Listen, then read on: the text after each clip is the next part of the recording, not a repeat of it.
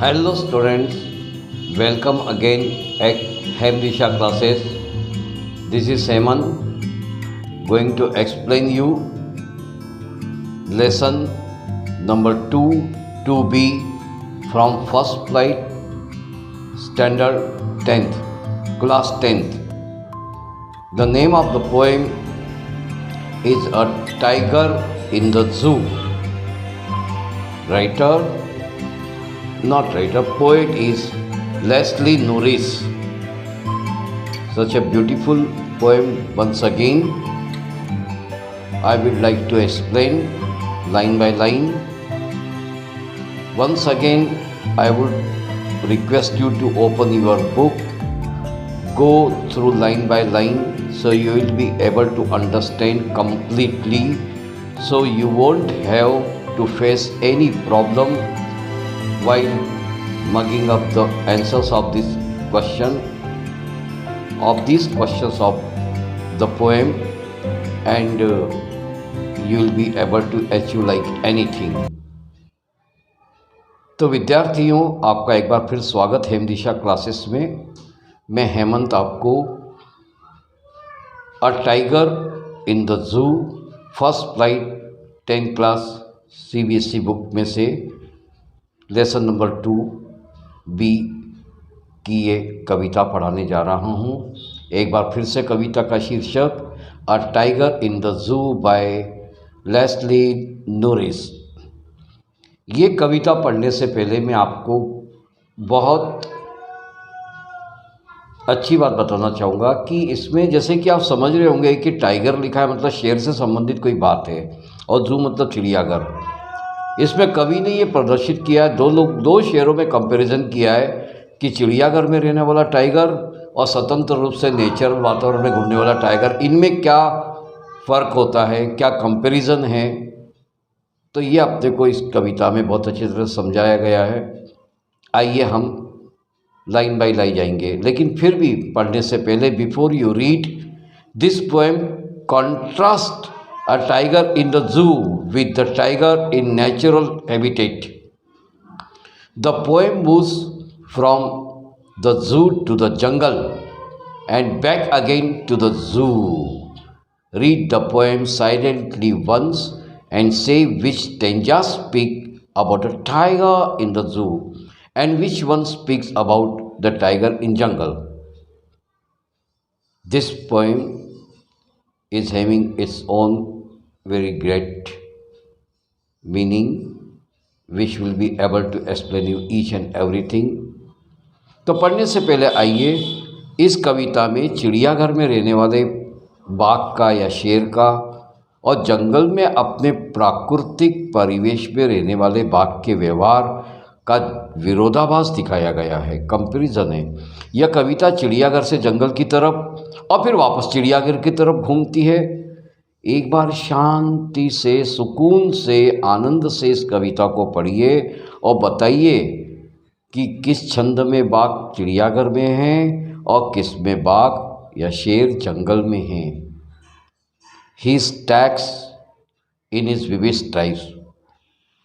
He here is used as a personification, that is poetic device. As I told you earlier, I will take a special class of poetic device, but here I cannot check my patience to tell you the he is used as a poetic device, as a personification, that is because he is used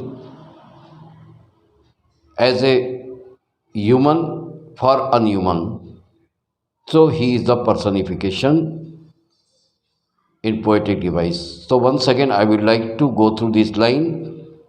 He stalks in vivid stripes, a few steps in his cage, on pads of velvet quite on his quite reach. In his quite reach. इस छंद में कवि जो है चिड़ियाघर में रखे गए शेर की दशा बताते हुए कहते हैं कि चमकीली धारियों वाला बाघ पिंजरे के अंदर थोड़ी सी जगह में ही घूम रहा है, वो तो कैद है, उसको स्वच्छंद रूप से घूमने का मिल नहीं रहा, जितनी पिंजरे में जगह बस उतना ही घूमता रहता है। वो अपने गद्देदार पंजों को शांति से ज़मीन पर रखते हुए चलता है। शांत है, लेकिन दिखाने के लिए शांत है, अंदर अंदर बहुत ज़्यादा गुस्से में वो। कवि बताना चाहता है कि बंदी बनकर रहना किसी को भी पसंद नहीं होता। कौन है भाई जो बंदी रह कर पसंद करना चाहेगा? लेकिन यहाँ पे शेर को बंदी बना दिया गया है पिंजरे में डाल के। He should be lurking and shadow sliding through long grass near the water hole where plums deer pass. अब यहाँ पे इस स्टेंजा में कवि वाघ का वर्णन कहते हुए कहते हैं कि जब वह जंगल में अपने प्राकृतिक परिवेश में है तो उनका कहना है कि जंगल में या तो पेड़ की छांव में बैठा होगा या लंबी घास के पीछे बैठा होगा या किसी न किसी शिकार के इंतज़ार में। वो नदी या तालाब के पास भी तो हो सकता है, इसी इंतज़ार में कि मोटे ताजे हिरण पानी पीने आए और उनका शिकार कर सके। He should be snarling around houses at the jungle's edge bearing his white fangs, his claws, terrorizing the village. He should be starting out houses and the jungle's edge, bearing his white fangs, his claws, terrorizing the village. इस stanza में कवि बताते हैं, इस छंद में कवि बताते हैं कि बाघ जंगल में दहाड़ रहा होगा या जंगल के छोर पर जो घर बने हैं वहाँ शिकार की तलाश में पक्की बातें घूम रहा होगा। जंगल में वो अपने जहर भरे सफ़ेद दांत अपने पंजे दिखाकर गांव वालों को, गांव के परिवेश के लोगों को आतंकित भयभीत कर रहा होगा। यहाँ पे कवि जी बताना चाहते हैं कि अपने प्राकृतिक वास में जानवर स्वच्छंद होता है, स्वतंत्र होता है, कहने का मतलब। But he is locked in concrete cell. He is locked in a concrete cell. His strength behind bars, stacking the strength of his cage, ignoring visitors. कवि इस छंद में फिर चिड़ियाघर में रह रहे बाघ के बारे में वापस आके बताना चाहता है कि सीमेंट की पक्की बनी दीवारों के बीच में पिंजरे में कैद है वो शेर। अब उसकी जो ताकत होती है वह पिंजरे में रहकर ख़त्म हो जाती है। वह पिंजरे में ही घूमता रहता है और वहाँ उतना नीरसपूर्ण वातावरण उसको लगता है कि चिड़ियाघर में आने वाले लोगों को भी नहीं देखता, इग्नोर कर देता है। यहाँ पे विद्यार्थियों, बाघ और शेर में बार बार कह रहा हूँ वो एक ही बात है, इसमें कोई कंफ्यूज होने की ज़रूरत नहीं है। अंत का स्टेंजा है, he hears the last voice at night the patrolling cars and stairs with brilliant eyes and a billion stars. Here, poet explains like that what is the loud voice at night. इस छंद में कवि ने चिड़ियाघर में रह रहे बाघ के बारे में कहा है। क्या कहा है कि वो पिंजरे में बंद रहकर भी अपनी सारी ताकत और गतिविधियां भूल चुका है। वह रात में चौकीदारों की आखिरी आवाज़ें सुनता है, गश्त कर रही गाड़ियों की आवाज़ें सुनता है और अपनी चमकती आँखों से चमकते तारों को निहारता है। यहाँ मैं कुछ आपको डिफ़िकल्ट वर्ड मीनिंग्स के बारे में बता चाहूँगा। STAL के टैक्स मतलब होता है घूमना, VIVID विविड, ब्राइट, चमकीली, RAGE रेज, एंगर गुस्सा, LURKING लर्किंग, रेस्टिंग आराम करना, SNARLING स्नार्लिंग एंग्री साउंड गुस्से भरी आवाज़, और TERRORISING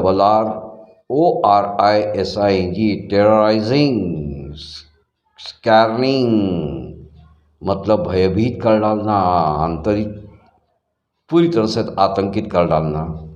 Now, I would like to switch over to the central idea of the poem is that in this poem the poet tries to depict the mental condition of caged tiger.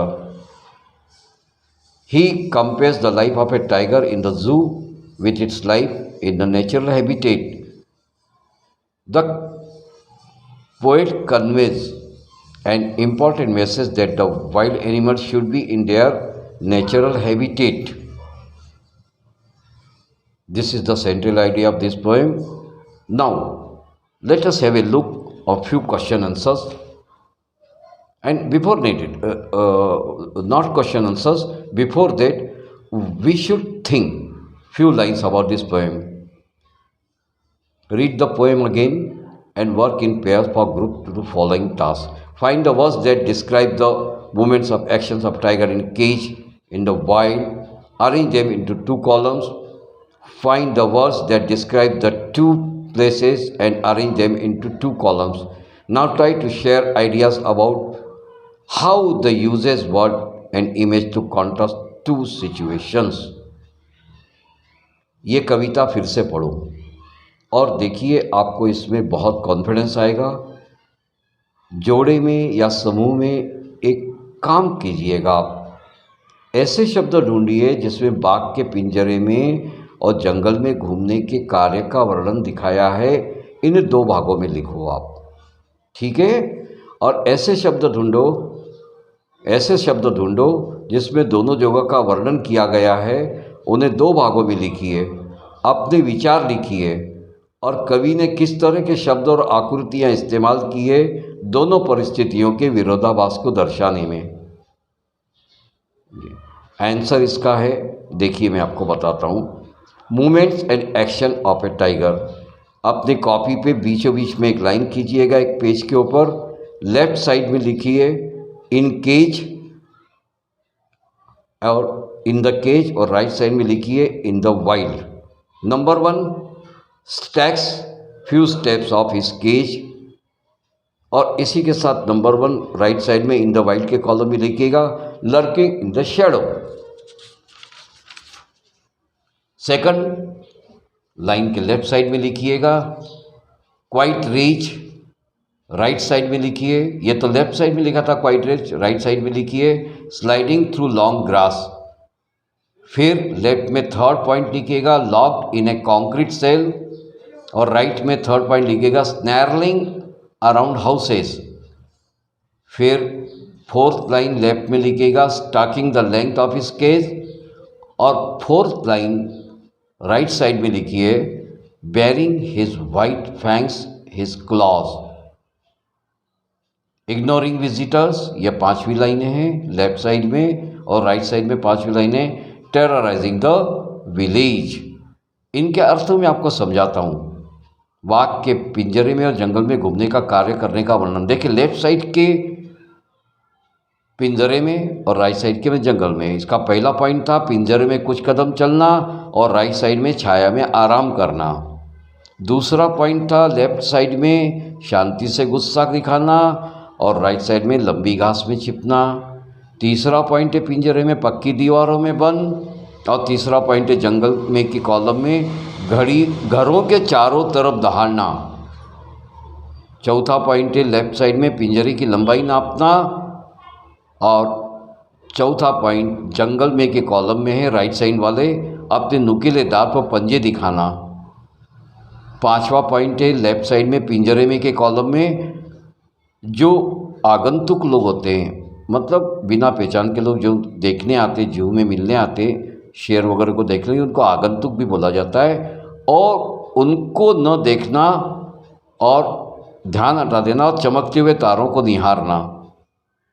और जंगल में वाला जो column है right side में, उसका है पांचवा point ग्रामीणों को डराना। ये बात अच्छी तरह से कर लीजिएगा। आइए कुछ मैं और बात बताना चाहूँगा आपको इसमें, जो कि बहुत अच्छे आपके काम की हो सकती हैं।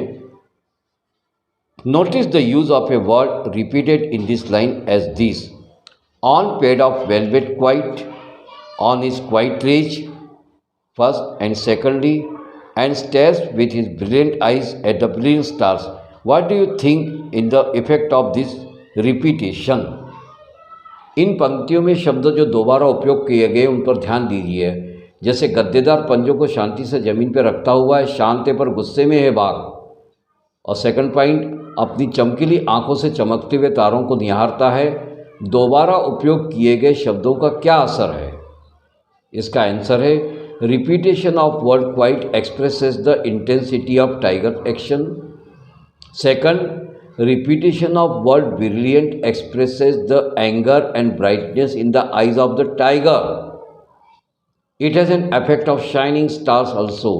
The repetition of these words give the wonderful effect to the poem. Hindi अनुवाद मैं बताता हूँ। पॉइंट नंबर 1, शांत शब्द दोबारा उपयोग करने से बाघ के या शेर के चाल चलन की तीव्रता दर्शाई गई है। सेकंड पॉइंट, शानदार चमकदार शब्द दोबारा उपयोग करने से बाघ की आंखों का गुस्सा दर्शाया गया है। अंधेरे में चमकते हुए तारों जैसी लग रही है। इन शब्दों को दोहराने से कविता बहुत शानदार बन गई है। तो ये जो है आपके लिए बहुत उपयोगी क्वेश्चन आंसर टाइप भी कह सकते हैं इसको, और ये आपके बहुत बहुत काम में आएगी। और यहाँ पे ये लेसन नंबर 2 ए और बी दोनों समाप्त होते हैं। ए टाइगर इन द जू, इसको मैं फिर से कहूँगा, एक एक पैराग्राफ के साथ, एक एक लाइन के साथ किताब खोल के पढ़िए, और जो आपको अच्छी तरह से पाठ याद करने में, क्वेश्चन आंसर्स याद करने में समझ में आ जाएगा। तो इसमें कोई भी दिक्कत आपको नहीं आनी चाहिए। और इसी प्रकार से आप यदि करते रहें मेरी सलाह के अनुसार, तो मैं फिर से कह रहा हूँ, बोर्ड की एग्ज़ाम में आप बिल्कुल निडर होके जाएंगे। आपको एक एक क्वेश्चन का आंसर बहुत अच्छी तरह समझ में आ चुका होगा, कविता पूरी समझ में आ चुकी होगी, और बड़े निडरता से आप लोग अपना एग्ज़ाम दीजिएगा। और once again I will like to tell you, achieve the highest and you do the best in your life. Try to achieve a proper goal to become a prosper life. Please have a lavish and prosper life. Easy going, be happy. If you like my channel, don't forget to subscribe and don't forget to hit the bell icon, like and share with your friends also. So students, till next lesson, I will be here once again at Hindisha classes with you all. Goodbye. Have a good life. Have a nice life. Jai Hind. Jai Bharat. Be happy. Thank you. Thank you very much.